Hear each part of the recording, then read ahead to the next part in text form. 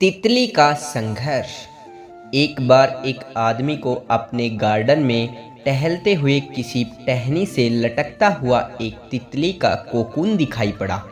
अब हर रोज वो आदमी उसे देखने लगा और एक दिन उसने नोटिस किया कि उस कोकून में एक छोटा सा छेद बन गया।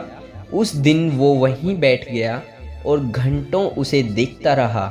उसने देखा कि तितली उस खोल से बाहर निकलने की कोशिश कर रही है, पर बहुत देर तक प्रयास करने के बाद भी वो उस छोटे से छेद से बाहर नहीं निकल पाई और वो बिल्कुल शांत हो गई, मानो उसने हार मान ली हो।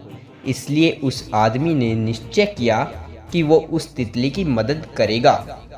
उसने एक कैंची उठाई और कोकून की ओपनिंग को इतना बड़ा कर दिया कि वो तितली आसानी से बाहर निकल सके। और यही हुआ।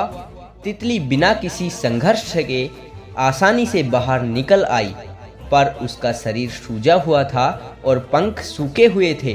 वो आदमी तितली को ये सोचकर देखता रहा कि वो किसी भी वक्त अपने पंख फैलाकर उड़ने लगेगी, पर ऐसा कुछ भी नहीं हुआ। उसके उलट बेचारी तितली कभी उड़ ही नहीं पाई और उसे अपनी बाकी की जिंदगी इधर उधर घिसटते हुए बितानी पड़ी। वो आदमी अपनी दया और जल्दबाजी में ये नहीं समझ पाया कि दरअसल कोकून से निकलने की प्रक्रिया को प्रकृति ने इतना कठिन इसलिए बनाया है ताकि ऐसा करने से तितली के शरीर में मौजूद तरल उसके पंखों में पहुंच सके और वो छेद से बाहर निकल के उड़ सके। वास्तव में कभी कभी हमारे जीवन में संघर्ष ही वो चीज़ होती है जिसकी हमें सचमुच आवश्यकता होती है। यदि हम बिना किसी स्ट्रगल के सब कुछ पाने लगे तो हम भी एक अपंग के समान हो जाएंगे। बिना परिश्रम और संघर्ष के हम कभी उतने मजबूत नहीं बन सकते जितनी हमारी क्षमता है।